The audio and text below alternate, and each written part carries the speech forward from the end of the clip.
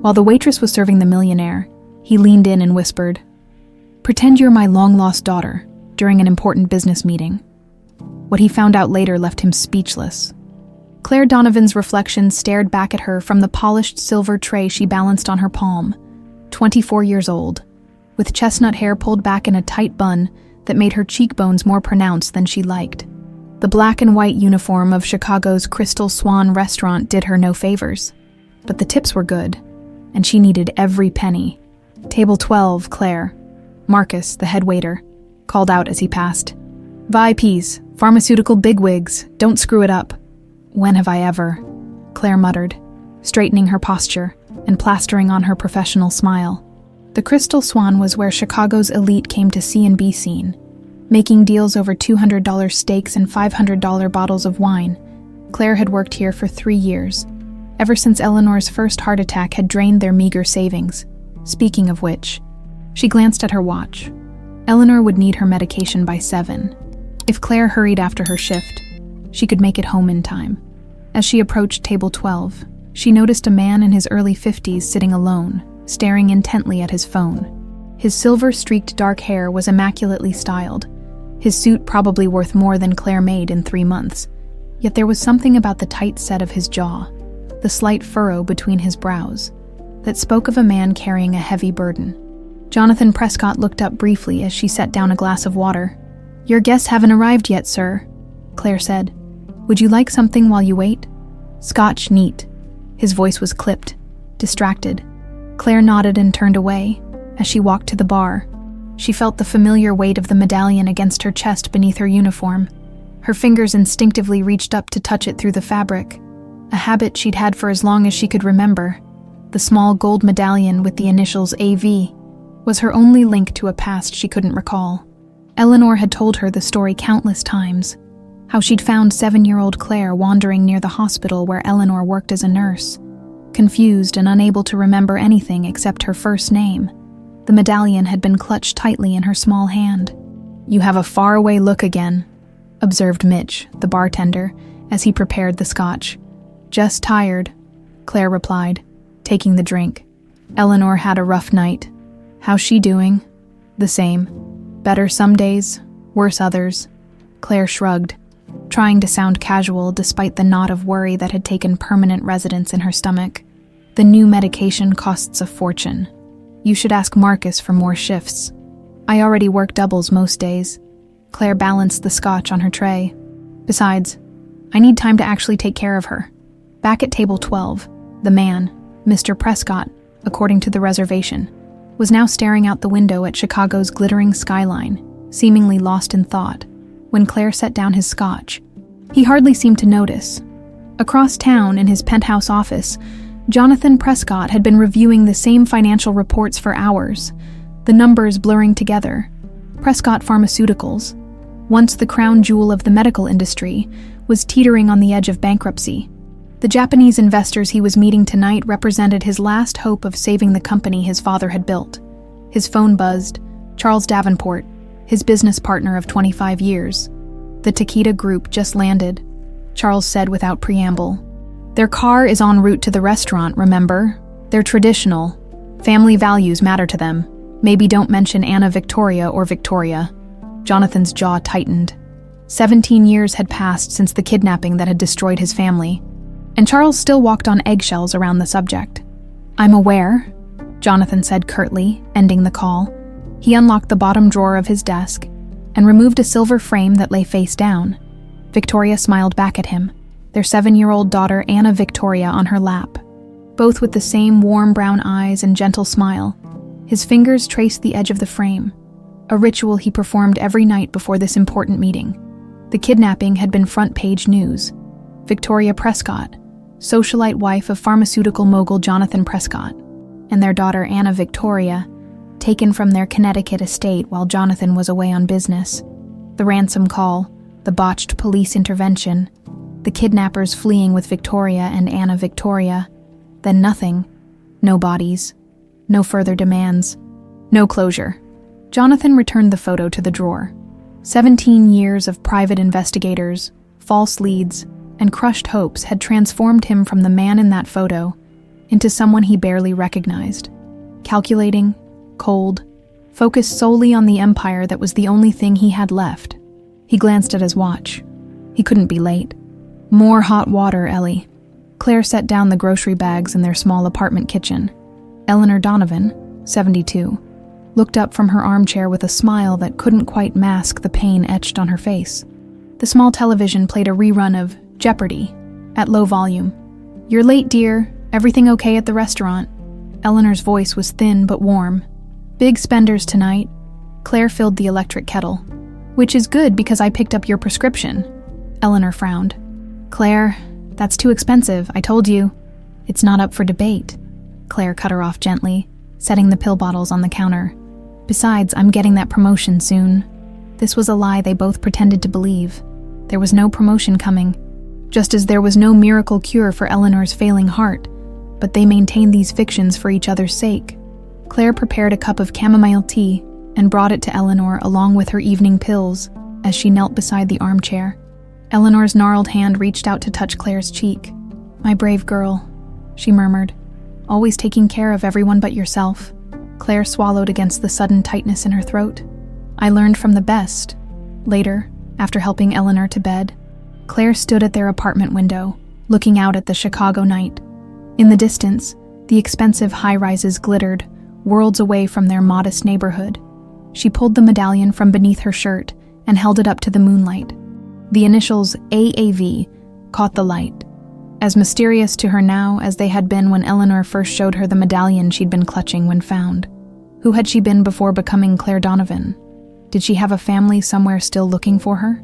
Or had they given up, believing her dead? Claire closed her eyes, and as always, fragments of dreams flickered behind her eyelids. A large house with white columns, a garden of white roses, a man with glasses reading her stories. Were they memories, or just wishful thinking? From the bedroom, Eleanor coughed, the sound rattling and weak. Claire tucked the medallion away. The past was a luxury she couldn't afford to dwell on. Tomorrow would be another long day of serving the wealthy and caring for Eleanor. Her mysterious origins would have to remain a mystery a while longer. What she didn't know was that across the city, Jonathan Prescott was reviewing his notes for tomorrow's meeting, unaware that the daughter he had mourned for 17 years had served him scotch just hours before. Some mysteries refused to remain buried forever. The Crystal Swan hummed with the gentle murmur of expensive conversations. Claire moved between tables with practiced grace, invisible except when needed, exactly as the management preferred. "They're here," Marcus hissed as he passed Claire, nodding toward the entrance where the maitre d' was greeting a group of 4 Japanese businessmen in impeccable suits. Behind them stood Charles Davenport, Jonathan Prescott's right-hand man, whom Claire recognized from business magazines.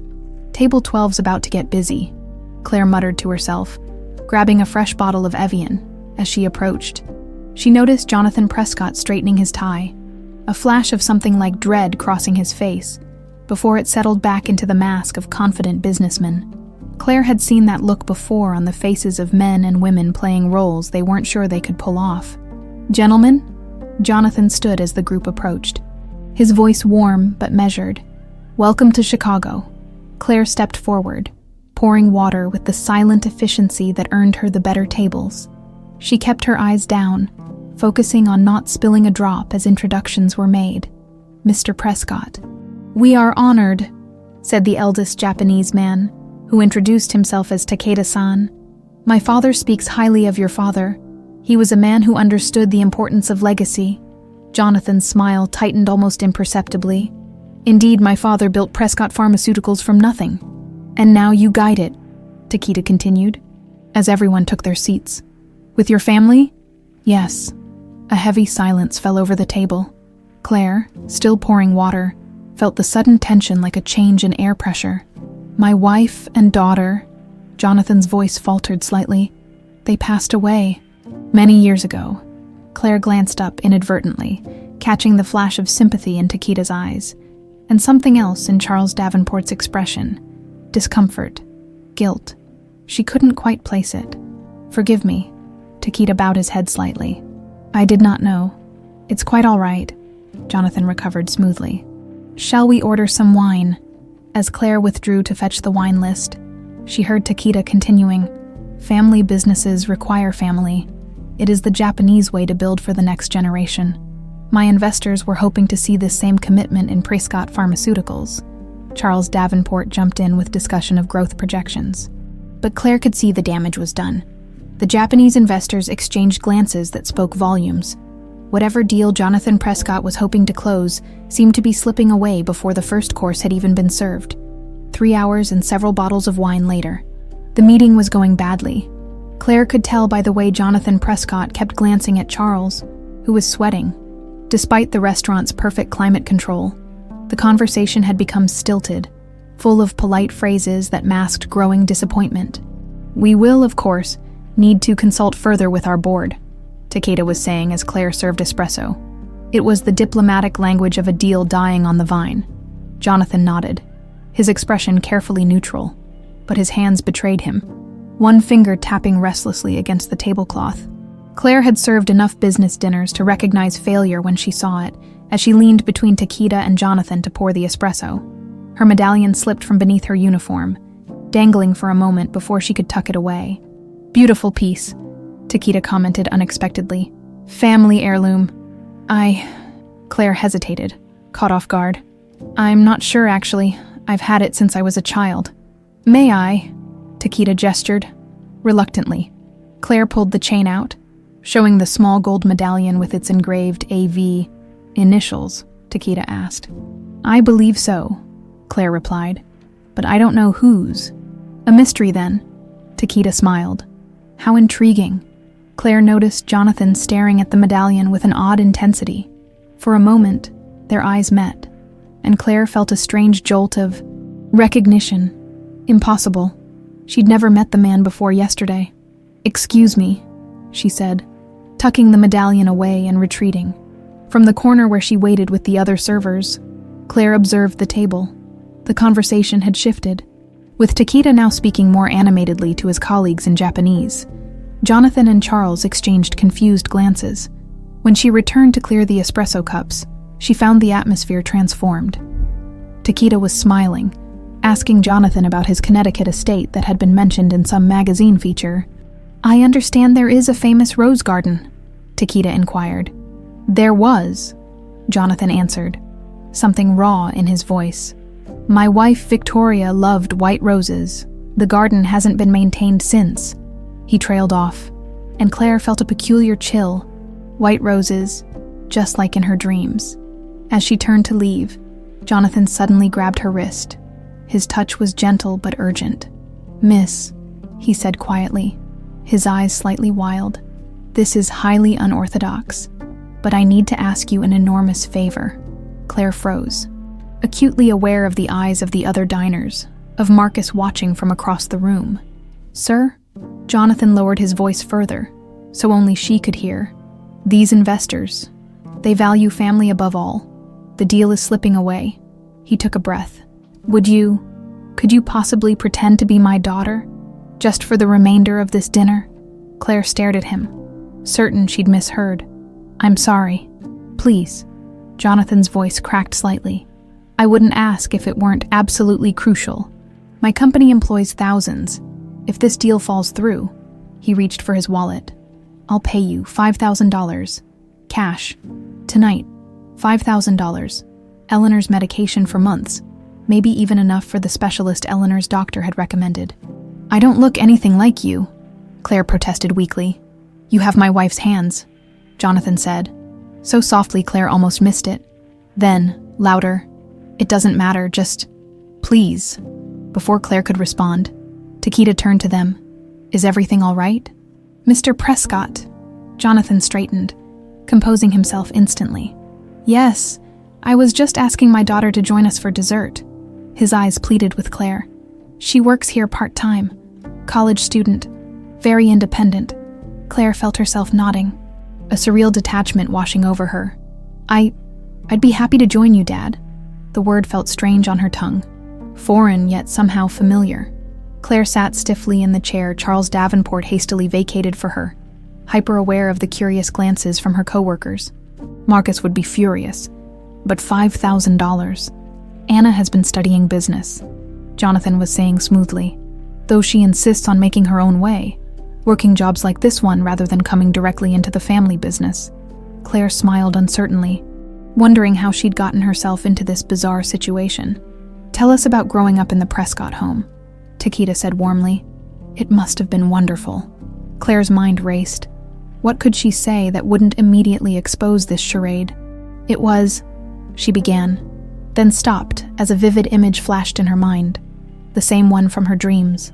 The house in Connecticut had these huge windows in the library. You could see the whole garden from there. Jonathan stared at her, something unreadable in his expression. "Encouraged?" Claire continued, the words flowing as if from someone else's memories. "Dad used to read to me there every night, and in spring, when the white roses bloomed, the whole room would smell like them. You remember that?" Jonathan whispered, seemingly forgetting their audience. Claire blinked, confused by her own words. I mean, yes, of course." Chiquita was smiling broadly now. "Family is everything, Mr. Prescott. You are fortunate to have a daughter who carries your legacy." By the time dessert was finished, the Japanese investors were talking enthusiastically about next steps, scheduling meetings with their legal team for the following day. The deal was back on track. As the group stood to leave, Chiquita bowed to Claire.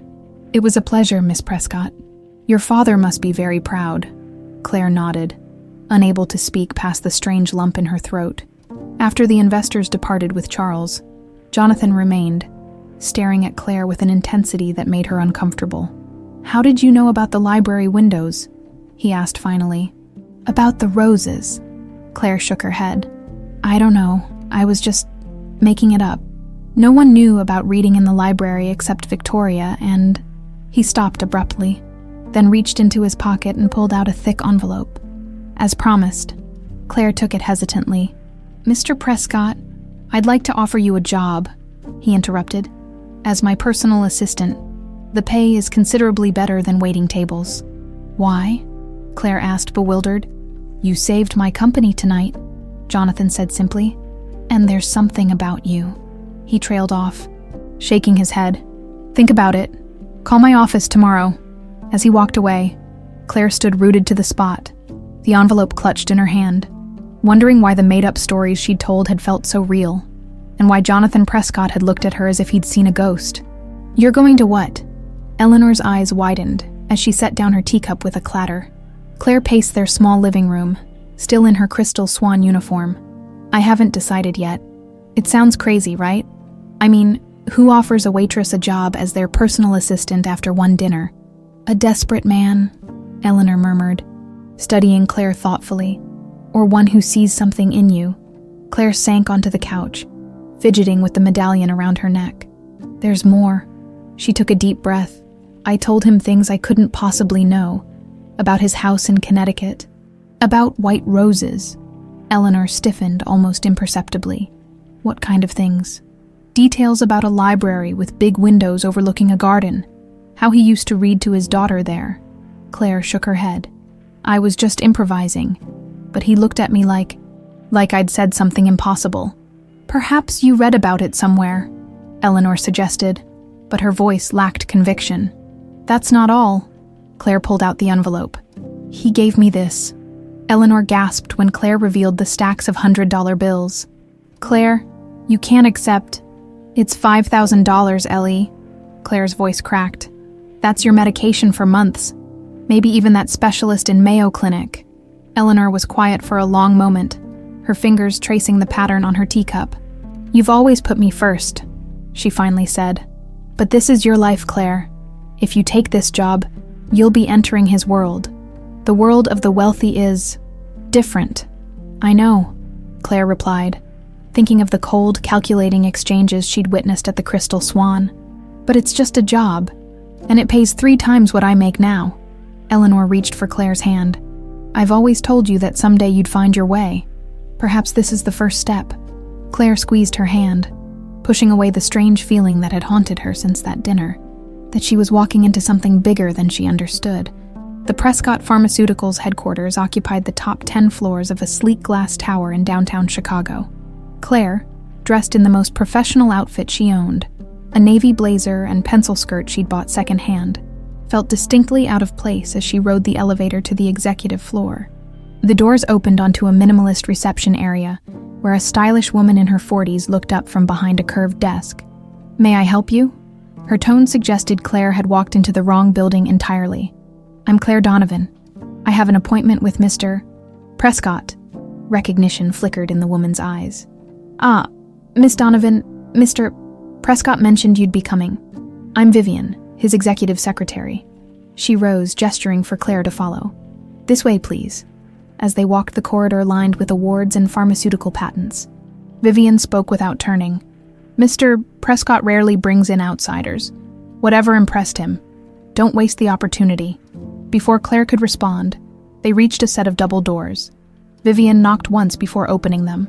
Jonathan Prescott stood by the floor-to-ceiling windows. Chicago spread out beneath him like a toy city. He turned as they entered, and Claire was struck again by the weight he seemed to carry. Not physical, but something heavier, etched into the lines of his face. "Miss Donovan, you came." There was a hint of surprise in his voice. "I'm still not entirely sure why I'm here," Claire admitted. Jonathan nodded to Vivian, who disappeared, closing the doors behind her. "Neither am I, to be frank." He gestured to a seating area. "Coffee?" "No, thank you." Claire remained standing. "Mr. Prescott, I appreciate the offer, but I don't understand what qualifies me to be your assistant. I'm a waitress with no corporate experience. You have excellent observational skills, quick thinking under pressure, and you just saved a $100 million deal." He smiled slightly. "Also, you know exactly how I take my coffee. Black, 1 sugar," Claire said automatically, then blushed. "That's hardly a qualification." "Perhaps not." His expression grew serious. "There's something else. Something I can't explain." Claire tensed. "About what I said at dinner. You couldn't have known those details," Jonathan interrupted. "The library, the roses, they weren't in any magazine article or public record. I must have heard them somewhere," Claire insisted. "No." His voice was firm. "The reading sessions in the library were private. Only Victoria, Anna Victoria, and I knew about them." He hesitated. "Unless you're a very good researcher." Claire straightened. "Are you suggesting I investigated your family for some reason?" "Did you?" "No." Claire's indignation was genuine. "I don't even know why I said those things, they just came to me." Jonathan studied her for a long moment. "I believe you," he said finally, "which makes it all the more curious." He walked to his desk and picked up a folder.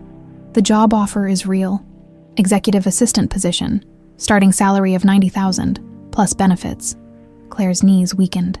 $90,000. It was more money than she'd ever imagined making. "Why?" she whispered. "Call it intuition or curiosity." Jonathan handed her the folder. "You start Monday. Vivian will handle the paperwork." From his office on the floor below, Charles Davenport watched through the glass partition as Jonathan showed Claire around the executive suite. His fingers drummed nervously on his desk as he studied her. The tilt of her head, the graceful movement of her hands. Too familiar. Disturbingly familiar. His intercom buzzed. "The Tokyo contracts are ready for review, Mr. Davenport." "Not now," he snapped, never taking his eyes off Claire. 17 years was a long time, but not long enough to forget. Not nearly long enough. He picked up his phone and dialed a number he hadn't used in years. When a gruff voice answered, Charles spoke quietly. "It's me. I need information on someone. Claire Donovan, waitress at the Crystal Swan, now working for Prescott." He paused. "And I need it quietly." The Connecticut estate was not at all what Claire had expected. Where she'd imagined opulence, she found understated elegance gone slightly to seed, like a beautiful woman who had stopped caring about her appearance. "We don't use the main house much anymore," Jonathan explained as they walked the grounds after a long day of meetings. "I keep an apartment in the city." Claire nodded, trying not to stare too obviously at the grand white-columned mansion that seemed oddly familiar. Jonathan had insisted she accompany him to Connecticut for a board meeting, and now he was giving her a brief tour before they returned to Chicago. "And these are the gardens," Jonathan said, leading her around a brick path. Claire stopped short at the sight of an abandoned garden, overgrown but still beautiful in its decay. The white rose bushes, untended for years, had grown wild, climbing trellises and stone walls with determined abandon. "The roses," she whispered, a strange pressure building behind her eyes. "Victoria planted them when we were first married." Jonathan's voice was distant, lost in memory. "She claimed white roses were the only flowers sophisticated enough for this old place." Claire took a step forward, then another, drawn to the garden as if sleepwalking. Her hand reached out to touch a partially bloomed rose. The moment her fingers brushed the petals, a wave of dizziness washed over her. "Not like that, Anna. Gentle. Roses need to be touched gently." The voice, a woman's voice, soft and melodious, echoed in Claire's mind with such clarity that she gasped and stumbled backward. "Are you all right?" Jonathan caught her arm, steadying her. Yes, I just..." Claire struggled to find words. "Déjà vu, I guess." Jonathan's grip on her arm tightened slightly. "What did you say?" "Nothing. I should go pack. Our flight's in 3 hours." Claire pulled away, unnerved by the intensity of his gaze, and even more by the strange memory, if that's what it was, that had surfaced as she hurried back toward the house. Jonathan remained in the garden, watching her retreat with an expression that mingled hope and fear in equal measure. That night, back in her Chicago apartment, Claire dreamed of water, dark, churning water closing over her head, a woman's scream cut short, her small hands reaching upward as she sank deeper. She woke with a gasp, sheets tangled around her legs, heart hammering. The dream had been so vivid, the cold rush of water filling her lungs, the terror of being pulled under. "Just a nightmare," she whispered to herself. But the fear lingered, real and visceral, in the dim light from the street lamps outside. She could see Eleanor's medication bottles lined up on her bedside table, a reminder of why she'd taken this strange job, why she needed to keep it despite the unsettling connection she couldn't explain.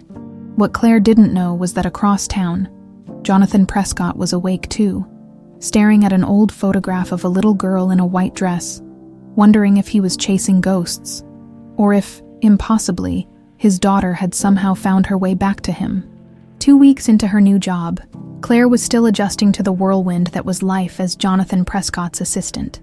The days blurred together in a haze of meetings, phone calls, and learning corporate protocols that seemed designed to confuse outsiders. "Mr. Takeda on line 1, Claire announced, buzzing Jonathan's office. "And the board presentation is ready for your review." "Thank you, Claire." Jonathan's voice came through the intercom, formal as always during business hours. She'd noticed the pattern. Jonathan Prescott, CEO, was all cool efficiency and sharp decisions, but occasionally, when they were alone, especially when she mentioned something about her childhood, or when he showed her old photographs of the Connecticut estate, his guard dropped, revealing glimpses of a different man, a man who seemed to be searching for something in her responses, though Claire couldn't fathom what. Her desk phone rang again. "Prescott's office?" she answered automatically. "Claire, it's Dr. Mercer." The voice on the other end sounded tense. "It's Eleanor. She's had another episode." Claire's hand tightened on the receiver. "How bad?" "She's stable now, but I've admitted her to University Medical. Her heart rhythm is concerning." "I'll be right there." Claire hung up, grabbing her purse with shaking hands. She knocked on Jonathan's door, interrupting his call with Takeda. "I'm sorry, I have a family emergency. My grandmother's in the hospital." Jonathan's expression shifted from annoyance to concern. "Go, take the company car." "Thank you, I'll make up the time." "Don't worry about that," he said, surprising her with his gentleness. "Family comes first." The words hit Claire with unexpected force as she hurried to the elevator. Family comes first. Jonathan Prescott clearly believed that, despite the corporate shark reputation that preceded him. She wondered, not for the first time, what kind of father he had been to the daughter he'd lost. University Medical Center smelled of antiseptic and desperation. Claire found Eleanor in a private room, looking smaller and frailer than she'd ever seen her, surrounded by beeping monitors. "There you are." Eleanor's smile was weak but genuine. "I told them not to call you at work. Don't be ridiculous." Claire took her hand, alarmed at how cold it felt. "What happened? Just this old ticker acting up again?" Eleanor patted her chest with her free hand. "Nothing to fuss over." Dr. Mercer appeared in the doorway, gesturing for Claire to step outside. In the hallway, His expression was grave. Her heart is failing faster than we anticipated. The arrhythmia is becoming more frequent, and her last episode caused a minor cardiac event. Claire struggled to keep her voice steady. What does that mean in terms of time? Without intervention, months, maybe less. Dr. Mercer hesitated. There's a specialist at Mayo who's pioneering a procedure that might help, but it's experimental, expensive, and not covered by insurance. How expensive? Upwards of $200,000.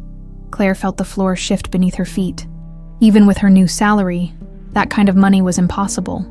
I'll figure something out, she said, more to herself than to the doctor. Back in Eleanor's room, Claire forced a smile. The doctor says you need to take it easy for a while. Claire? Eleanor's voice was surprisingly firm. We both know what's happening. I've had a good run. Don't talk like that. Claire's vision blurred with tears. We have options. Eleanor's gaze shifted to something behind Claire. You have a visitor. Claire turned to find Jonathan Prescott standing awkwardly in the doorway, holding a bouquet of white roses. Mr. Prescott. Claire stood, hastily wiping her eyes. What are you doing here? I wanted to make sure everything was all right. He stepped into the room, nodding to Eleanor. I'm Jonathan Prescott, Claire's employer. Eleanor's eyes widened slightly. The pharmaceutical magnate. Guilty as charged. Jonathan set the roses on the bedside table. I hope these are appropriate. White roses, Eleanor murmured, giving Claire an odd look. How thoughtful. An uncomfortable silence fell. Claire felt caught between worlds. Her simple life with Eleanor and the corporate realm she'd recently entered. I should let you two talk, Jonathan said finally. Claire, take whatever time you need, and if there's anything I can do, thank you, Claire replied, though she couldn't imagine what Jonathan Prescott could possibly do about Eleanor's failing heart. After he left, Eleanor stared at the roses for a long moment. So that's Jonathan Prescott. Yes. Claire rearranged the flowers in their vase. He's not what I expected. No, Eleanor agreed softly. He's not. Later that evening, as Eleanor dozed, Claire stepped into the hallway to call the Mayo Clinic. The conversation was brief and disappointing. Without insurance or upfront payment, they couldn't even get a consultation. As she hung up, she noticed a newspaper abandoned on a waiting room chair.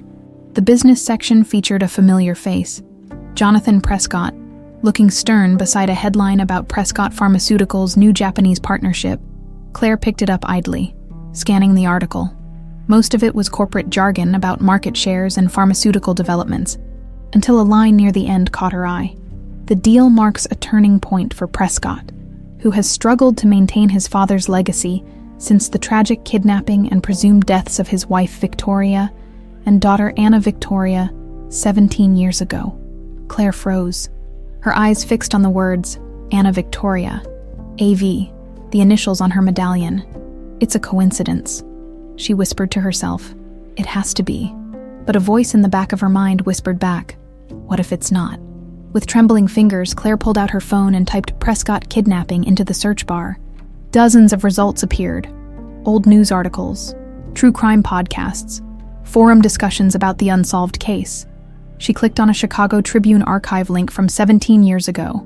Breaking wife and daughter of pharmaceutical mogul kidnapped. The article described how Victoria Prescott and her 7-year-old daughter Anna Victoria had been taken from their Connecticut estate. A ransom demand? A police operation gone wrong. The kidnappers fleeing with their hostages. No bodies ever found. Claire's head spun as she calculated dates.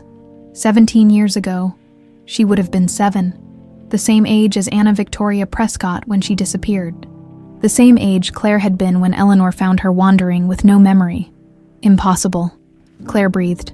But she continued scrolling frantically, looking for photographs. And then she found one.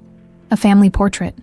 Jonathan, younger and smiling, his arm around a beautiful woman with dark hair, and between them, a little girl with Claire's eyes, wearing a small gold medallion around her neck. The phone slipped from Claire's numb fingers, clattering to the floor in his downtown penthouse. Jonathan Prescott signed the paperwork his private investigator had delivered. You're sure about this? The investigator, a former FBI agent named Michael Reeves, raised an eyebrow. Proceed with the investigation. Jonathan confirmed. Background checks. Medical records. Everything. I need to know who Claire Donovan really is. Based on what?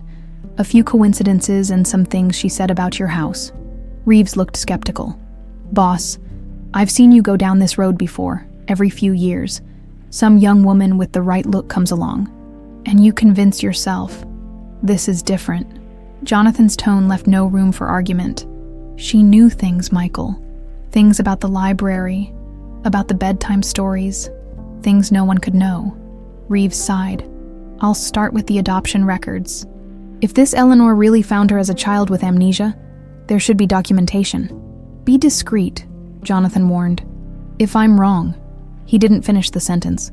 And if you're right, Reeves asked quietly, if this waitress somehow is Anna Victoria. Jonathan stared out at the Chicago skyline. The same view Claire had found so intimidating on her first day. Then someone has a lot to answer for. What neither of them knew was that Charles Davenport was conducting his own investigation, for very different reasons, and with far more to lose if the truth came to light. Eleanor woke to find Claire sitting beside her bed, face pale, eyes red-rimmed. What is it, dear? She asked, instantly alert despite her weakness. Claire held up her phone, showing the family photograph of the Prescotts. The medallion, she said, her voice barely audible. She's wearing my medallion. Eleanor closed her eyes briefly, as if in pain. I'd hoped we'd have more time. You knew. Claire's voice broke. All this time, you knew who I was. Before Eleanor could answer, she was seized by a violent coughing fit. As Claire reached for the call button, Eleanor grabbed her wrist with surprising strength. The medallion! She gasped between coughs. Tell her. About the medallion. Ellie, don't try to talk. I'm getting the doctor. But Eleanor's eyes were already closing as medical staff rushed in, pushing Claire aside. The last thing she heard before being ushered from the room was Eleanor's fading voice. She needs to know who she is. Michael Reeves sat in his car outside Chicago General Hospital, reviewing the files he'd compiled. After 3 days of intensive investigation, he'd uncovered hospital records from 17 years ago, records that made his pulse quicken. His phone rang. Jonathan Prescott. What did you find? Jonathan's voice was tense, stripped of its usual corporate polish. I think you should come to my office, Reeves said carefully. This isn't something for the phone. Just tell me. The desperation in Jonathan's tone was palpable. Reeves sighed. 17 years ago, about a week after the kidnapping, a child was brought to Chicago General, female, approximately 7 years old, suffering from severe trauma and near drowning, a sharp intake of breath on the other end. She had no identification, Reeves continued. Complete retrograde amnesia. The only thing they found on her was a gold medallion with the initials AV. My God, Jonathan whispered. There's more, Reeves said. She was found by a jogger along the Chicago River, miles downstream from where witnesses reported seeing a car plunge into the water during a police chase that same night. The kidnapper's car. Jonathan's voice shook. The police said everyone inside must have drowned. The child was released into state custody after recovery, but Reeves hesitated. There's no clear record of where she went after that. The paperwork is incomplete, which is unusual. Someone took her, Jonathan said flatly. Someone who knew who she really was. I'm still digging, Reeves assured him. If Claire Donovan is your daughter, we'll find proof. After hanging up, Reeves looked again at the hospital where Claire was currently keeping vigil at Eleanor Donovan's bedside. The old woman might hold the answers they needed, but from what his sources said, she might not live long enough to provide them. Claire sat beside Eleanor's bed, the steady beeping of machines the only sound in the room. The doctors had stabilized her, but warned Claire that Eleanor's heart was failing. It was now a waiting game, one that Claire was terrified of losing. Please wake up, Ellie, she whispered, squeezing the old woman's hand. I need to understand. The door opened quietly, and Dr. Mercer entered, his face solemn. How are you holding up? I'm fine, Claire lied. Any change? He shook his head.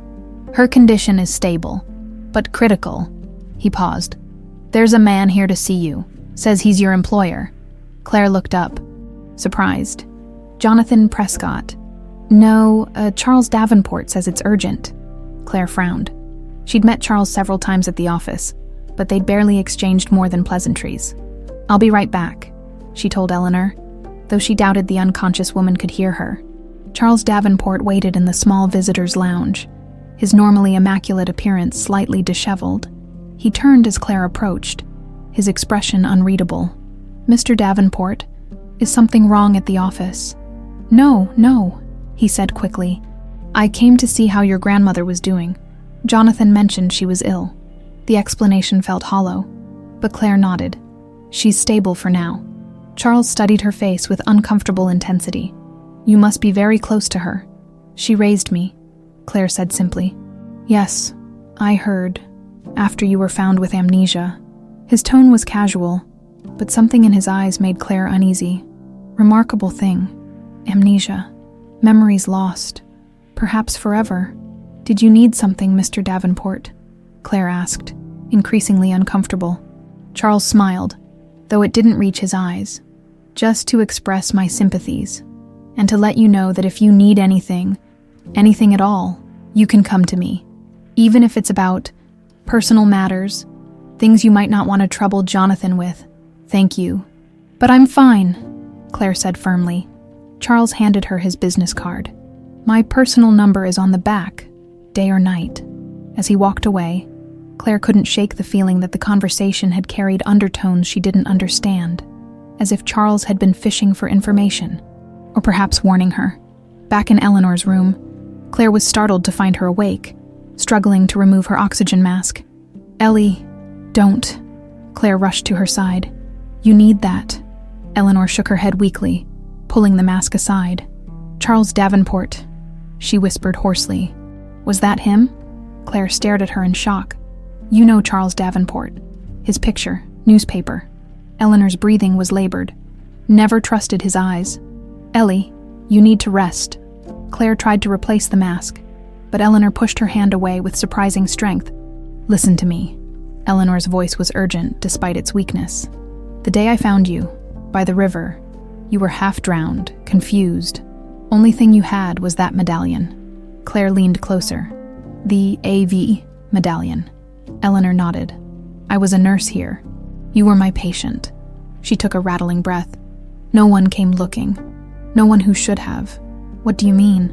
"The kidnapping was all over the news. Prescott's daughter." Eleanor's eyes were intense despite her failing strength. "Same age. Same time, I knew. I knew who you were." Claire felt as if the floor had dropped away beneath her. "If you knew, why didn't you take me back to him?" "I tried," Eleanor whispered. "Called the number for tips. Man who answered. Took my information. Said they'd call back." Her face contorted with the effort of speaking. "No one ever did." "That doesn't make sense," Claire said, confusion and disbelief warring within her. "Jonathan Prescott spent millions searching for his daughter. There were rewards. Private investigators. Someone didn't want you found," Eleanor insisted, her voice growing fainter. "I kept you safe. Raised you as my own." "Ellie," Claire's voice broke. "The medallion," Eleanor continued urgently. "Anna Victoria. Your real name." "Your father?" A harsh beeping interrupted as one of the monitors spiked. Eleanor's eyes rolled back, her body tensing. "Help!" Claire shouted, stabbing the call button repeatedly. "Somebody help!" Medical staff rushed in, pushing Claire aside as they worked to stabilize Eleanor.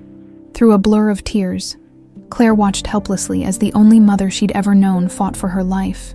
Jonathan Prescott paced his office, unable to focus on work, his mind churning with the implications of Reeves's discoveries.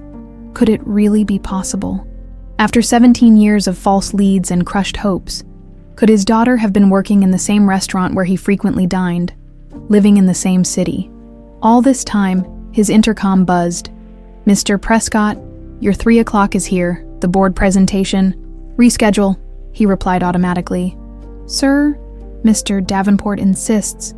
"Not now, Vivian." The door opened anyway, and Charles walked in, frowning.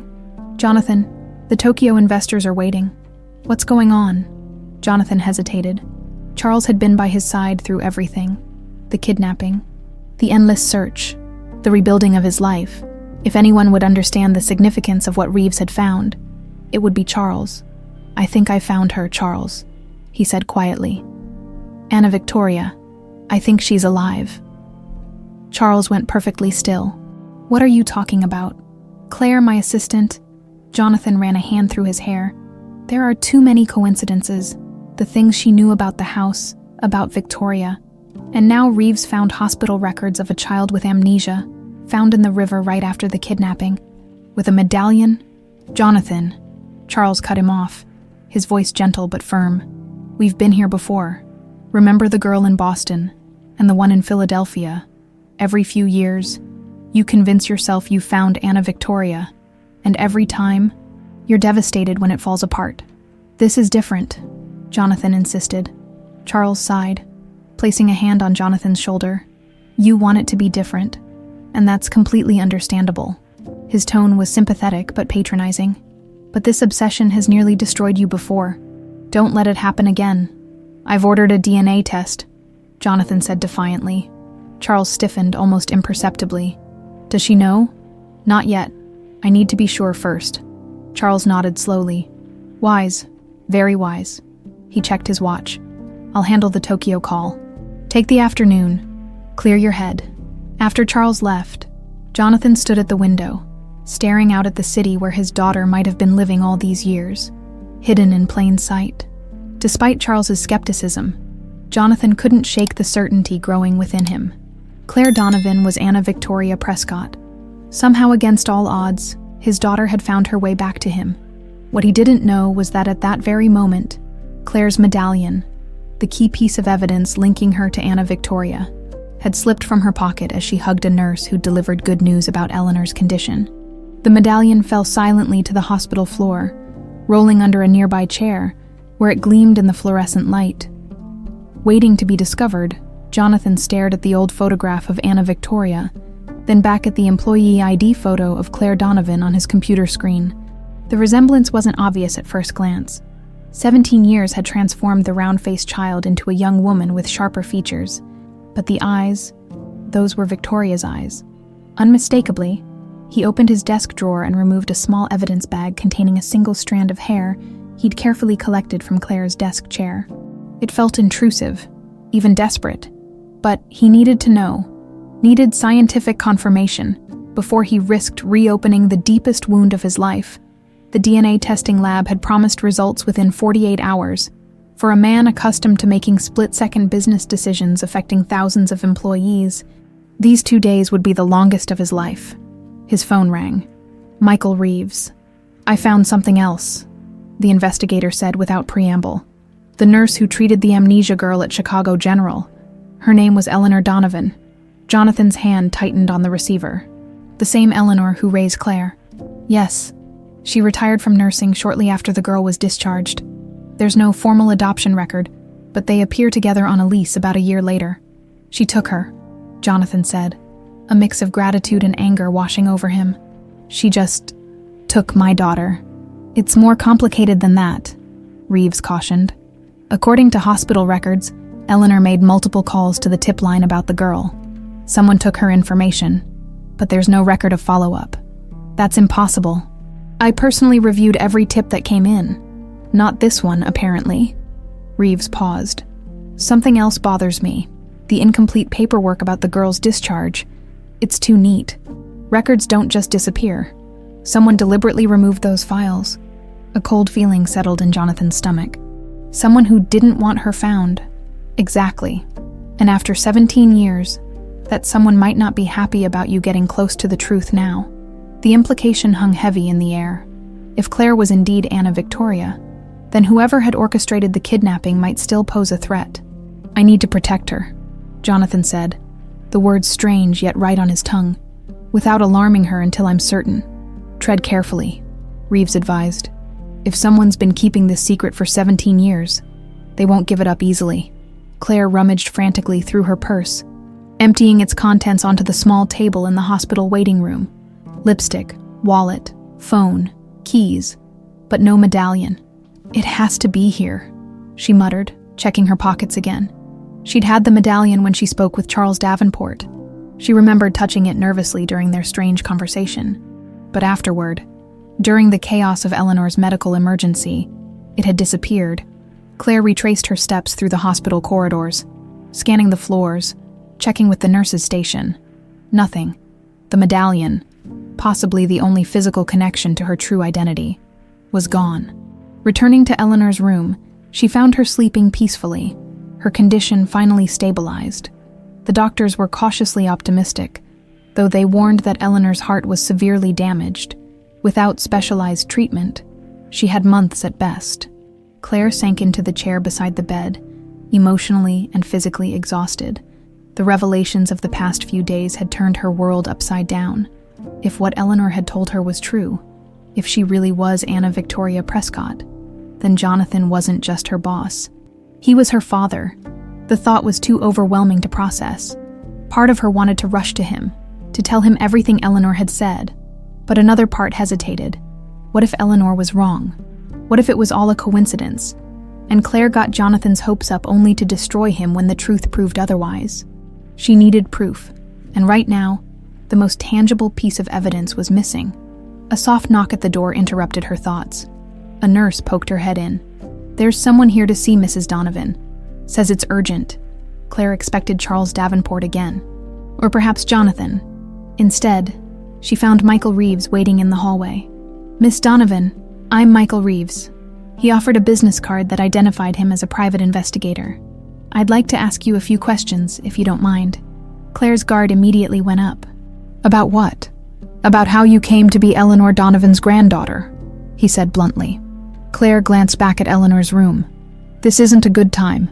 "I understand, but it's important." Reeves lowered his voice. "I know about the amnesia, Miss Donovan. About how you were found by the Chicago River 17 years ago." Claire felt the blood drain from her face. "Who hired you?" Reeves hesitated. "I can't disclose that."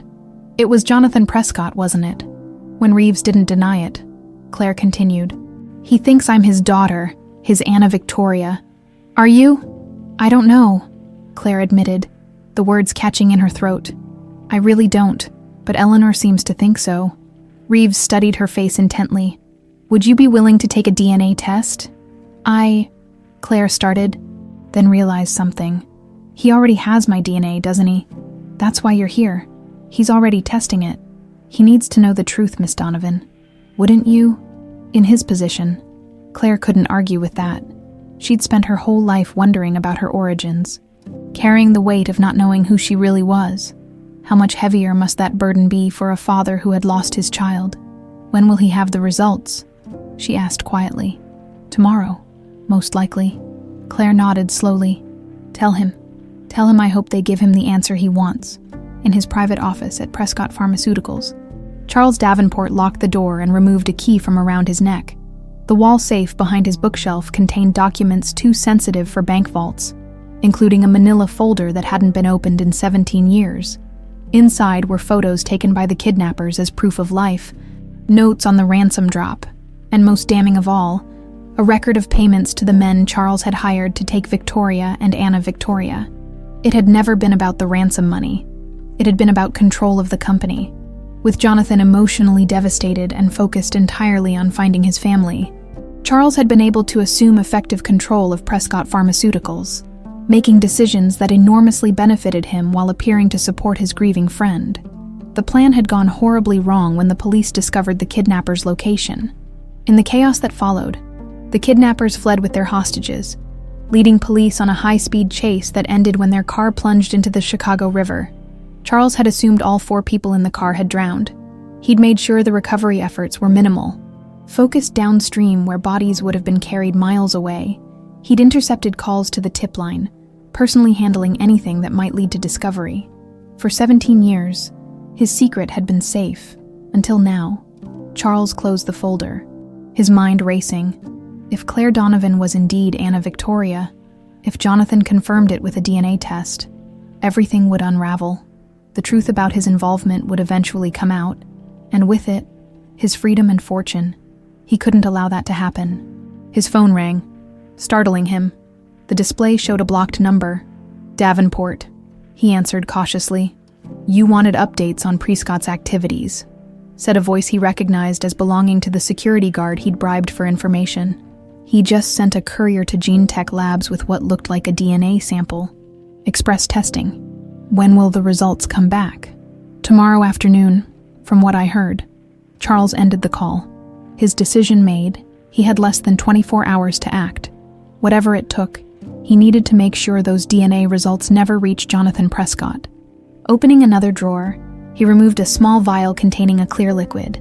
The pharmaceutical company produced many compounds that never made it to market, including several that could induce cardiac symptoms nearly indistinguishable from natural causes. One way or another, the truth about Anna Victoria Prescott would remain buried. What Charles didn't know was that across town, in a hospital bed, Eleanor Donovan was regaining consciousness, and she was ready to tell everything she knew about the day she found a half-drowned child by the river, and the man who had made sure that child was never returned to her father. Eleanor Donovan watched the morning news with unusual intensity, her frail hand gripping the remote control. Though her face remained pale and drawn, her eyes were sharp, focused on the business report featuring Jonathan Prescott announcing Prescott Pharmaceutical's annual charity gala. "That's tonight," she murmured as Claire entered the room with a cup of tea. "What is?" Claire set the tea on the bedside table, surprised to see Eleanor so alert after days of drifting in and out of consciousness. "The Prescott Gala," Eleanor pointed to the television. "Every year, they raise millions for children's causes." Claire studied the screen, watching Jonathan speak confidently to reporters.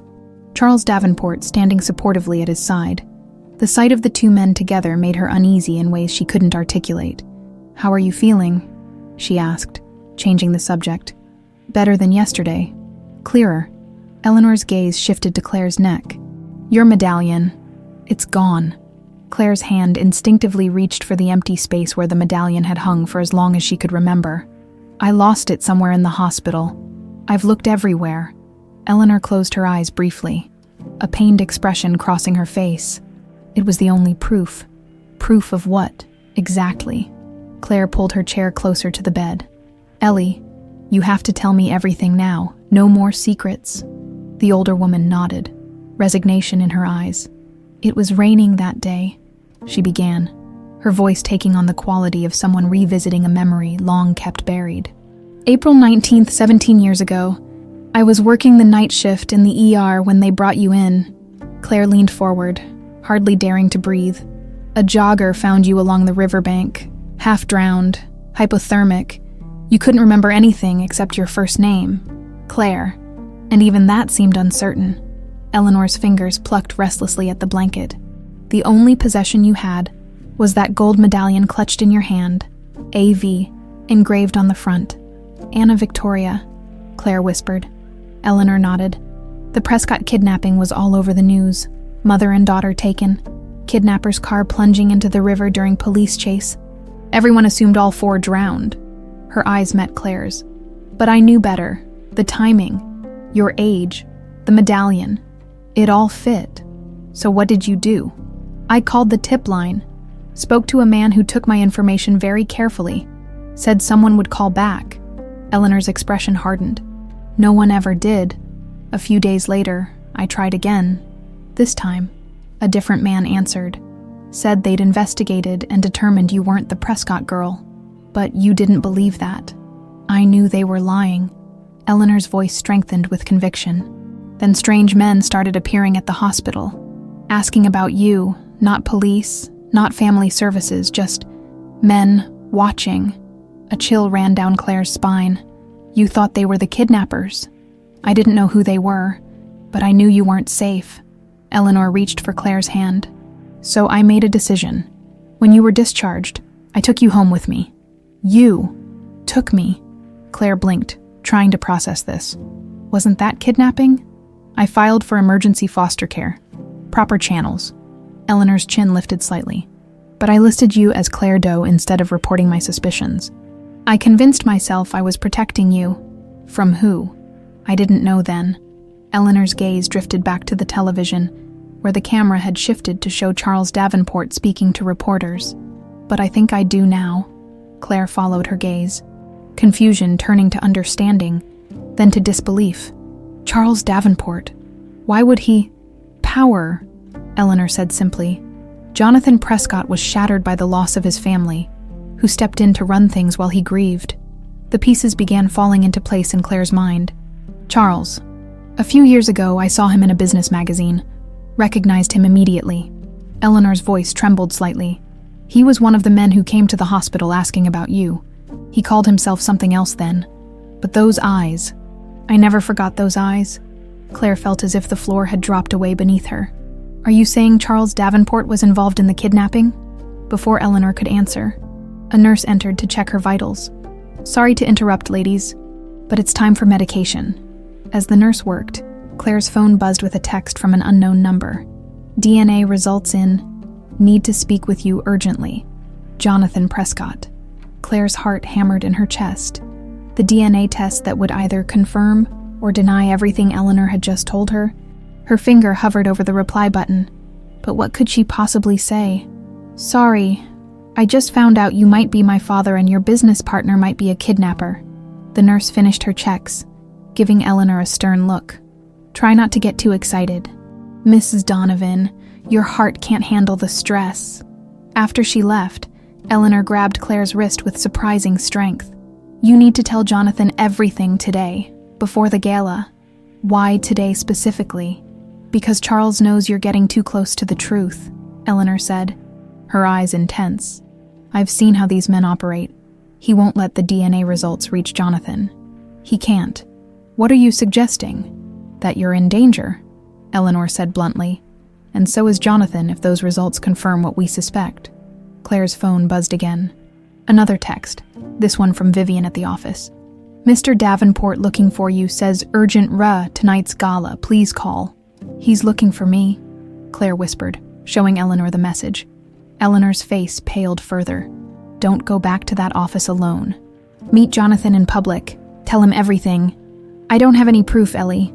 The medallion is gone. It's just your word against a powerful executive. Then find proof, Eleanor insisted. There must be records of the calls I made to the tip line. Hospital records showing who came asking about you. Claire stood, her mind racing. I need to talk to Michael Reeves. He's already been investigating this. Be careful, Eleanor warned. Trust no one except Jonathan. She hesitated, then added softly, your father. The word hung in the air between them, foreign yet familiar. Claire leaned down and hugged Eleanor gently. I'll be back soon. Rest. As she walked down the hospital corridor, Claire texted Jonathan back. Where can we meet? Need to talk privately? Very important. His reply came almost instantly. Connecticut House, 3 p.m. Come alone. Charles Davenport paced his office, waiting for confirmation that his plan was in motion. The DNA results had arrived at GeneTech an hour ago, sealed in an envelope for Jonathan's eyes only. But thanks to Charles's contact at the lab, he knew what they said. 99.99998% match. Claire Donovan was indeed Anna Victoria Prescott. Everything he'd built over 17 years was about to crumble, unless he acted quickly. His phone rang. His assistant. Sir, I've arranged for Miss Donovan to help coordinate tonight's gala as you requested. She'll be meeting with the event planner at 4. Excellent. Charles allowed himself a small smile. And has the special gift for our Japanese investors arrived? Yes, sir. The crystal decanters are being engraved as we speak, each with individual names. Perfect. I'll need to personally oversee the champagne selection for those decanters. Some of our guests deserve special treatment. After hanging up, Charles removed the small vial from his desk drawer. The clear liquid inside, a compound developed and then buried by Prescott's own research department due to its dangerous cardiac side effects, would be untraceable in toxicology reports. 1 decanter with a special champagne blend, handed personally to Claire during the gala toast. By the time she collapsed, the damage would be done. A tragic heart attack, like her grandmother's. Genetically predisposed, the doctors would say. And the DNA results linking her to Anna Victoria would become a sad footnote rather than a revelation. What Charles didn't anticipate was that at that very moment, Jonathan Prescott was standing in Eleanor Donovan's hospital room, having decided to meet the woman who had raised his daughter before confronting Claire with the truth. And Eleanor, sensing her time was short, was holding nothing back. Mr. Prescott, she said, her voice weak but determined. I need to tell you about your partner, Charles Davenport, and what he did 17 years ago." Jonathan Prescott gripped the arms of his chair as Eleanor Donovan finished speaking, her frail voice barely audible above the beeping hospital equipment. The story she had told, of finding a half-drowned girl, recognizing the resemblance to the missing Prescott child, calling the tip line only to be stonewalled, strange men appearing at the hospital, had shaken him to his core. "You're saying Charles intercepted your calls?" Jonathan said, struggling to keep his voice steady. "That he deliberately kept me from finding my daughter?" Eleanor nodded weakly. "I recognized him years later in a magazine. He was one of the men who came asking questions about Claire at the hospital. Called himself something else then. But those eyes, so cold." Jonathan stood abruptly, pacing the small room. "But why? Charles and I built the company together. He was my closest friend. He consoled me when Victoria and Anna Victoria..." His voice broke. "Power," Eleanor said simply. "With you consumed by grief, who took control of your empire." The truth hit Jonathan like a physical blow. For 17 years, Charles had made countless decisions for the company, while Jonathan focused on finding his family. How many of those decisions had secretly benefited Charles at the expense of Prescott Pharmaceuticals? How many times had Charles subtly undermined him while pretending to be supportive? "The DNA test confirmed it," Jonathan said, almost to himself. "Claire is Anna Victoria, my daughter." The words still felt strange on his tongue. "But she doesn't know yet. I was coming to tell her when..." "When what?" Eleanor prompted, her eyes suddenly sharp. "When Charles insisted on having her help with preparations for tonight's charity gala." Jonathan's blood ran cold as the implications hit him. "Eleanor, if Charles knows who Claire really is, if he suspects that we're close to the truth, he'll silence her," Eleanor finished grimly. "Just like he silenced my calls 17 years ago." Jonathan pulled out his phone. "I need to warn her." "No," Eleanor said with surprising force. "He might be monitoring your communications. You need proof against Charles before confronting him." "What kind of proof?" "Check the records from the original kidnapping," Eleanor suggested. "The ransom calls, the police reports. Charles must have left traces." Jonathan nodded. "Already dialing Michael Reeves. Get to my office immediately," he instructed when the investigator answered. "Pull all the files on the kidnapping. Focus on Charles Davenport's whereabouts during the key times." After hanging up, he turned back to Eleanor. "I need to find Claire." "The gala," Eleanor reminded him. "Charles wants her there tonight." "Then I'll be there too," Jonathan said grimly. "But first, I need to make sure Charles can't access those DNA results." He squeezed Eleanor's hand. "Thank you for saving her, for raising her." Eleanor's eyes filled with tears. "I did what any decent person would do." "You did what a mother would do," Jonathan corrected gently. "And I will never be able to repay that debt." As Jonathan hurried out, his phone buzzed with a text from Claire. "Can't make Connecticut.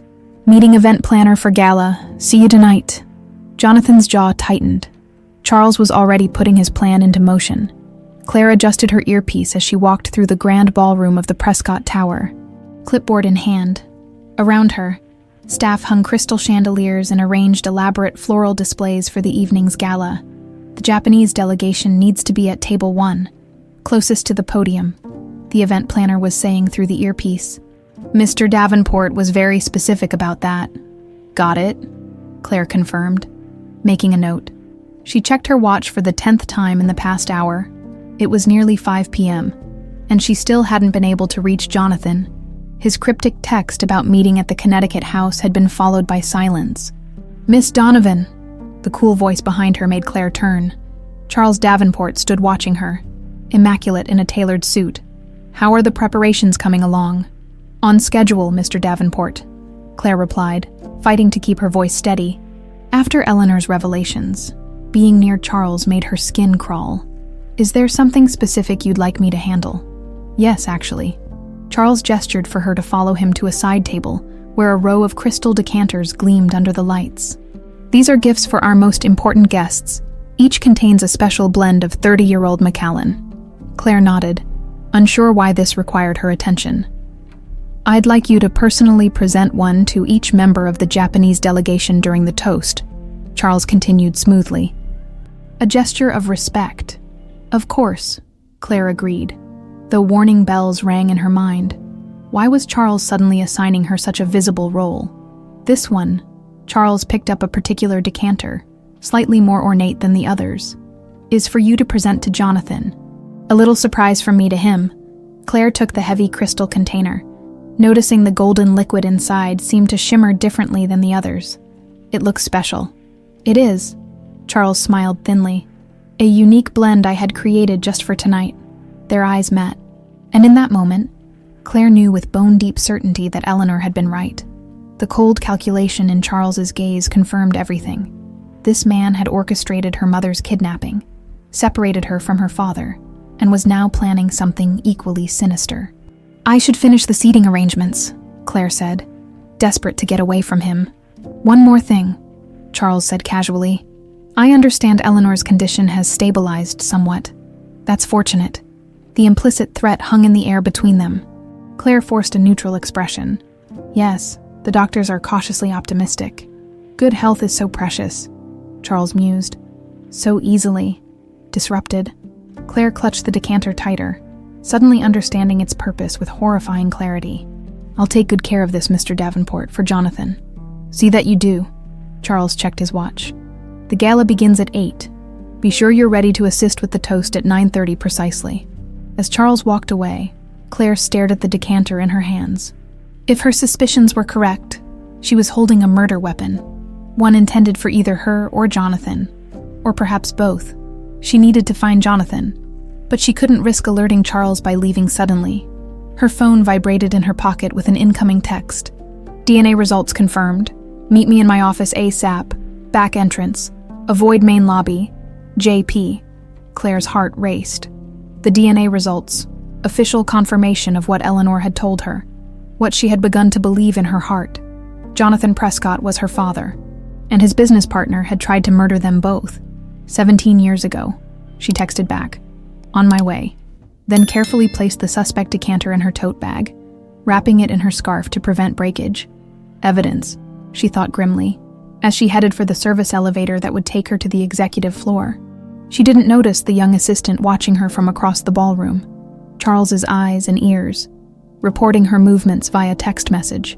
Michael Reeves spread the old case files across Jonathan's desk, pointing to key documents. I've been going through the original ransom calls, he explained. There were 3 calls total, all traced to burner phones. But here's where it gets interesting. Jonathan leaned forward, examining the phone records Reeves had highlighted. During each ransom call, Charles Davenport received a call from another burner phone within 5 minutes. Reeves continued. Too consistent to be coincidence. That doesn't prove he orchestrated it. Jonathan objected, playing devil's advocate despite his growing certainty of Charles's guilt. This might. Reeves pulled out bank statements. 3 offshore transfers from an account linked to Charles, made to a known mercenary who disappeared after the kidnapping. The dates align perfectly with the planning and execution of the kidnapping. Jonathan's fists clenched on the desk. He was my best friend. He consoled me, all while knowing. A soft knock interrupted them. Jonathan looked up to see Claire standing in the doorway, her face pale but determined. For a moment, neither spoke. The genetic truth hung between them, confirmed by science but still almost too miraculous to believe. The DNA results, Claire asked quietly. Jonathan nodded. 99.9998% match. His voice caught. You're my daughter, Claire. You're Anna Victoria. Claire took a shaky step forward, then another. I found out about Charles. Eleanor told me everything. We know too. Jonathan gestured to the evidence spread before them. We have proof of his involvement in the kidnapping, and now, he's planning something at the gala tonight. Claire interrupted, reaching into her tote bag and carefully extracting the decanter. This was meant for you, a special blend Charles created. Reeves took the decanter, examining it carefully. I know someone who can test this discreetly, if it contains what I suspect. Then we have him, Jonathan finished grimly. For the kidnapping 17 years ago, and attempted murder today. Claire sank into a chair, the weight of everything finally hitting her. I still can't quite believe it, that you're my daughter, Jonathan said softly, the words both foreign and deeply right. My Anna Victoria. Their eyes met. The same eyes, Eleanor had always said, though Claire had never understood the comment until now. In Jonathan's gaze, Claire saw 17 years of loss and longing, and something new, hope. Outside the office, security cameras recorded their meeting, the feed streaming directly to Charles Davenport's private tablet. His face contorted with fury as he watched his carefully constructed world begin to crumble. The charity gala was 3 hours away. It was time for his contingency plan. The grand ballroom of Prescott Tower glittered with crystal and candlelight as Chicago's elite mingled. Champagne flutes in hand, a 10-piece orchestra played softly in the corner, while waiters in impeccable uniforms circulated with trays of hors d'oeuvres. From her position near the entrance, Claire scanned the crowd, her heart hammering against her ribs. The black cocktail dress she'd borrowed from Vivian felt strange, a costume for a role she wasn't sure she could play. The weight of the medallion around her neck, recovered by a hospital janitor who'd found it under a chair, was both comforting and terrifying. "Are you ready for this?" Jonathan appeared beside her, handsome in his tuxedo but with tension evident in the set of his jaw. Claire nodded, though ready was hardly the word for the swirl of emotions churning inside her in the hours since the DNA confirmation. They'd developed a plan with Reeves to trap Charles in his own schemes. The decanter had tested positive for a potent cardiotoxin developed and shelved by Prescott Pharmaceuticals years ago, one that would have caused symptoms mimicking a massive heart attack. "Remember," Jonathan murmured, "act normally. We need Charles to believe his plan is proceeding." "What if he has a backup plan?" Claire whispered back.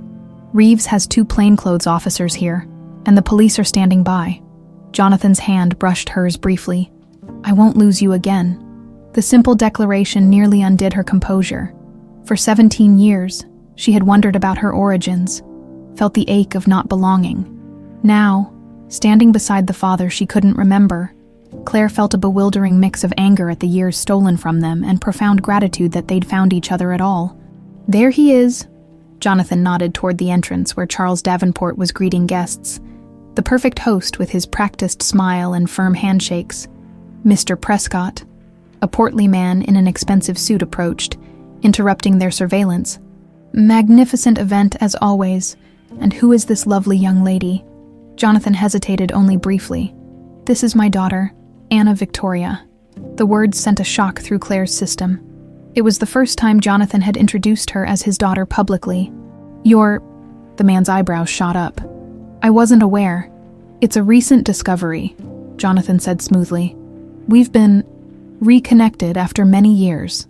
As the stunned man offered congratulations, Claire caught sight of Charles across the room. He had frozen mid-conversation, staring at them with an expression that shifted rapidly from shock to calculation to something darker.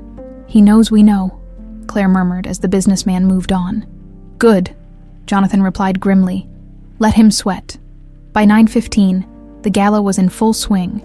Claire moved through her assigned duties mechanically, helping seat guests for dinner while keeping Charles in her peripheral vision. He seemed to be watching her just as carefully, his movements growing increasingly agitated as the evening progressed. "The decanters are in position," Reeves informed her quietly as he passed, disguised as a waiter. "The tainted one has been secured as evidence, replaced with a harmless duplicate.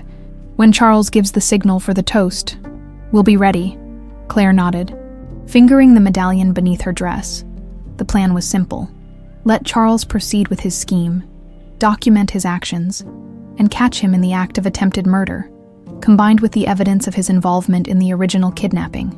It would be enough to put him away for life. At 9:20, Jonathan took the podium for his annual address. "Ladies and gentlemen, thank you for joining us tonight in support of the Prescott Children's Foundation." From her position near the Japanese delegations table, Claire watched Charles prowling the edges of the room, his eyes darting between her and Jonathan. "This year's gala is especially meaningful to me," Jonathan continued, his gaze finding Claire's. "Many of you know the story of how I lost my wife and daughter 17 years ago." A hush fell over the crowd. "What you don't know, what I myself discovered only recently, is that my daughter survived." Jonathan's voice broke slightly. "Through a remarkable series of events, Anna Victoria has found her way back to me." Gasps and murmurs rippled through the audience. Claire felt hundreds of eyes turn toward her, but she kept her focus on Charles, who had gone deathly pale. "I'd like to invite my daughter to join me." Jonathan extended his hand toward Claire. This wasn't part of the plan. They had agreed to maintain the charade until after the toast, when Charles would be caught red-handed. But as Claire hesitantly made her way to the podium, she understood Jonathan's strategy, forcing Charles's hand by publicly acknowledging her identity. "Tonight isn't just about raising money for children in need," Jonathan said, as Claire reached his side. "It's about hope, about never giving up, even when the odds seem impossible." The crowd burst into applause, many guests wiping away tears at the unexpected story of reunion. Only Charles remained frozen, his face a mask of barely controlled panic as he watched his carefully constructed world crumbling before his eyes. "And now," Jonathan continued, "I believe my partner, Charles Davenport, has arranged a special toast to commemorate this occasion." All eyes turned to Charles, who seemed to snap back to awareness at the mention of his name. For a moment, Claire thought he might flee. Instead, a cold resolve settled over his features. "Indeed," Charles strode forward, assuming the mantle of gracious co-host. "A very special toast." Claire tensed as Charles approached the table where the decanters were arranged, according to plan. The tainted one had been replaced with an identical vessel containing harmless whiskey, but something in Charles's demeanor made her suddenly uncertain. "Before we toast," Charles announced, his voice carrying across the ballroom, "I'd like to acknowledge the remarkable story we've just heard." His eyes locked with Claire's, hatred barely concealed beneath his smile. The return of Anna Victoria Prescott. Truly miraculous. He reached for the decanters, and Claire felt a chill as he bypassed the arranged crystal vessels and instead produced a small flask from his inside pocket.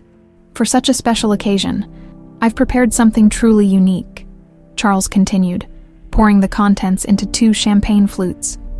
"A blend as rare and precious as the bond between father and daughter." Reeves moved subtly closer, and Claire saw the plainclothes officers tensing around the perimeter of the room. "Jonathan," Charles approached, offering the flutes.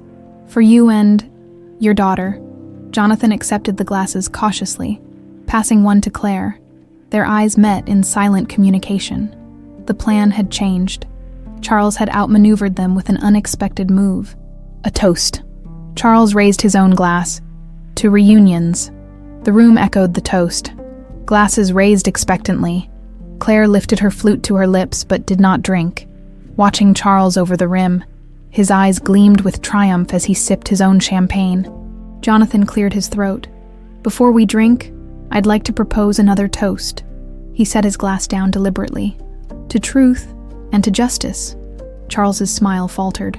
"What are you—" "We know what you did, Charles," Jonathan said quietly. But in the hushed room, his words carried, 17 years ago and tonight. "You're being ridiculous," Charles scoffed, but his hand shook slightly. "Whatever you think you know." "We have proof," Claire interrupted, reaching for her medallion and pulling it into view. "This medallion that I was found with as a child, the one you thought was lost." She turned to the crowd. "The same medallion I'm wearing in family photos with my father and mother before the kidnapping." Charles's face contorted. "You can't prove anything." "We have the tainted decanter you prepared," Jonathan countered. "The offshore accounts you used to pay the kidnappers, the intercepted calls to the tip line when Eleanor Donovan tried to report finding me. And these glasses," Claire added, holding hers up. "What's in them, Charles? Another dose of cardiotoxin." Charles's composure cracked. With a sudden, violent motion, he lunged forward, grabbing Claire's arm. "You were supposed to stay dead," he hissed, his public mask finally slipping completely.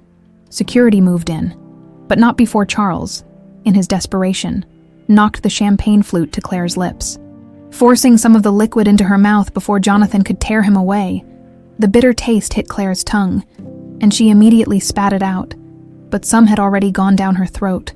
A strange tingling sensation spread through her chest. "Claire?" Jonathan caught her as she staggered, suddenly lightheaded. "The toxin," she gasped, her heart beginning to race unnaturally.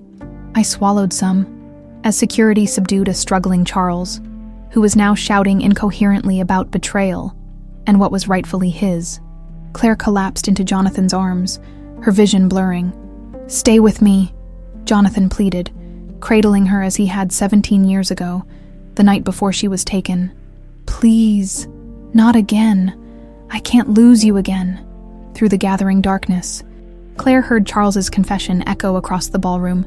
"She should have died in the river with Victoria. Everything would have been mine." Then the world went black. The steady beeping of the heart monitor was the first sound Claire registered as consciousness returned. Her eyelids felt impossibly heavy, but she forced them open, blinking against the harsh hospital lights. "She's awake," a voice said, familiar yet still new to her ears. "Jonathan." A doctor appeared above her, shining a penlight into her eyes. "Miss Prescott, can you hear me?" The name sounded strange. Not wrong, but like a coat she hadn't worn in years. "Yes," she managed, her throat dry and raw. "You're at Chicago Memorial," the doctor explained. "You ingested a cardiotoxic compound, but we were able to administer the antidote in time. Your heart rhythm has stabilized." Claire nodded weakly, memories of the gala flooding back. Charles's rage, the poisoned champagne, the public confession. She turned her head slightly, finding Jonathan seated beside her bed, his face haggard with worry. "How long?" she whispered. "Almost 24 hours, Jonathan answered, gently taking her hand. "The doctors weren't sure when you'd wake up." Claire's gaze shifted to the other side of the bed, where another figure sat, Eleanor, in a wheelchair, looking frail but determined, her own heart monitor attached to a portable unit. "Ellie," Claire tried to sit up. "You shouldn't be out of bed." "Wild horses couldn't have kept me away," Eleanor said firmly. "Not when my girl needed me." The simple declaration brought tears to Claire's eyes. "What happened to Charles?" "In custody," Jonathan replied, his voice hardening. His public confession at the gala, combined with the evidence we gathered, left no room for doubt. The DA is charging him with kidnapping, attempted murder, and... He hesitated. "The murder of Victoria." Claire's breath caught. "He killed my mother." Jonathan nodded grimly. "He confessed everything during interrogation. When the police chase forced the kidnapper's car into the river, Charles arrived on scene. He found Victoria alive, trying to pull you from the car. Instead of helping, Jonathan's voice broke. "He held her under until she drowned." Claire closed her eyes. Grief for a mother she couldn't remember washing over her. When she opened them again, she saw that same grief mirrored in Jonathan's face, old pain refreshed by new revelations. "And me?" she asked quietly. "He thought you had drowned in the car," Eleanor explained. "The river current must have carried you downstream, where I found you the next morning." A doctor appeared in the doorway. "I have those test results, Mr. Prescott." Jonathan stood, conferring with the doctor in hushed tones. When he returned to Claire's bedside, his expression was solemn yet hopeful. "The DNA test confirmed it definitively," he said, taking her hand again. "You are Anna Victoria Prescott." Though she had already accepted this truth, hearing the scientific confirmation made it suddenly, overwhelmingly real. Claire, no, Anna Victoria, felt tears spill onto her cheeks. "I knew," Eleanor said softly. "From the moment I found you. A nurse knows these things." Jonathan turned to Eleanor, emotion thick in his voice. "You saved her life. You raised her when I couldn't. There's no way I can ever repay that debt." "There's no debt between family," Eleanor replied simply. The word hung in the air, redefining itself in real time. Family, not just the one Claire had been born into and lost, but the one that had formed around her, through choice and circumstance. "Speaking of family," Jonathan said, reaching into his pocket, "I have something that belongs to you." He placed a small object in Claire's palm, her medallion, polished and gleaming. "The hospital found it," Jonathan explained. "I had it cleaned and the chain replaced." Claire closed her fingers around the medallion, the physical link between her past and present. "Thank you." A comfortable silence fell, broken only by the synchronized beeping of the two heart monitors, Claire's and Eleanor's, beating in tandem as they had for 17 years. 6 months later, the gardens of the Connecticut estate bloomed with new life. White roses climbed trellises and stone walls. carefully tended and thriving under the spring sun. Claire, who now answered to both names, Claire with Eleanor and Anna Victoria with Jonathan, walked the garden paths, breathing in the scent that had haunted her dreams for years. "They're beautiful," she said as Jonathan joined her, carrying 2 cups of coffee. "Victoria would be pleased," he replied, handing her one of the cups. "She always said the garden would outlast us all."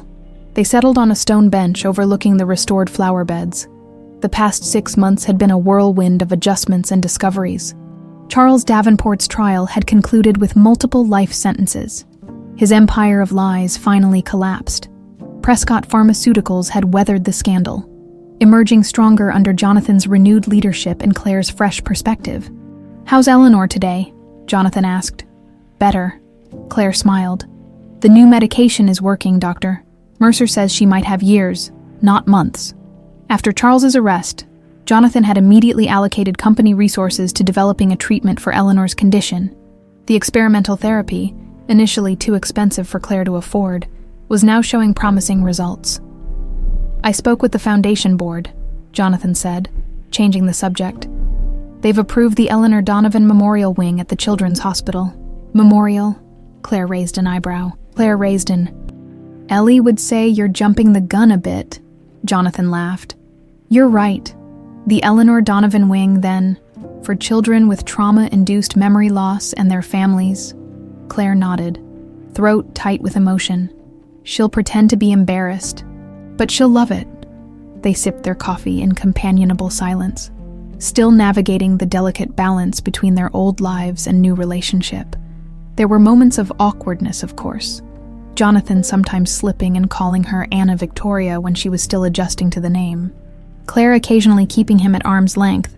17 years of independence hard to reconcile with newfound family. But there were also moments of profound connection. Shared mannerisms they both recognized, similar tastes and habits that transcended their years apart. The uncanny ability to finish each other's sentences that made Eleanor roll her eyes good-naturedly. "I've been thinking," Claire said finally, "about the future of the company." Jonathan turned to her, curious. "Oh, the Japanese investors were right about one thing. Family businesses need family." She met his gaze directly. "I'd like to learn the business properly from the ground up." Joy spread across Jonathan's face. "You would, on one condition." Claire held up a finger. "We establish a program to make our essential medications affordable for people like Eleanor, people who fall through the cracks of the system." Jonathan's smile widened. "You have your mother's compassion and your grandmother's determination." The casual acknowledgement of Eleanor as her grandmother warmed Claire's heart. In the months since the truth had emerged, Jonathan had embraced Eleanor as family, ensuring she received the best care and including her in all family decisions. "There's something else," Jonathan said, suddenly looking nervous. "Reeves contacted me yesterday. He's been continuing the investigation into the kidnapping, tying up loose ends." Claire tensed. "What did he find?" "It might be nothing," Jonathan cautioned. "But he discovered some anomalies in the river search reports, areas that should have been examined but weren't, witness statements that were never followed up on." "What are you saying?" Jonathan took a deep breath. "Reeves thinks there's a possibility, slim, but real, that Victoria might have survived." The world seemed to stop for a moment. But Charles said, "Charles is a liar," Jonathan reminded her gently, "and the body was never found." Claire set down her coffee cup with shaking hands. "Do you believe it's possible?" "I don't know," Jonathan admitted. "But 17 years ago, I would have said it was impossible that I'd ever see you again." His eyes softened. "Yet here you are." A breeze stirred the white roses, their scent enveloping the garden. Claire closed her eyes, trying to summon memories of her mother, fragments of a voice, a laugh, the gentle touch of hands showing her how to care for the roses. "If she's out there," Claire said finally, opening her eyes, "we'll find her." Jonathan nodded, determination replacing the uncertainty in his expression. Together, as they walked back toward the house where Eleanor waited on the terrace, Claire felt the weight of the medallion around her neck. No longer a mystery, but a bridge between her past and future. Whatever came next, she would face it with the family she had lost and found and chosen. the bonds between them stronger for having been tested by time and treachery. Some threads, Claire had learned, were too powerful to be severed, even by 17 years of separation, even by the rushing waters of a river, even by the poison of betrayal. Some connections remained, waiting to be rediscovered, like white roses returning each spring, persistent and pure,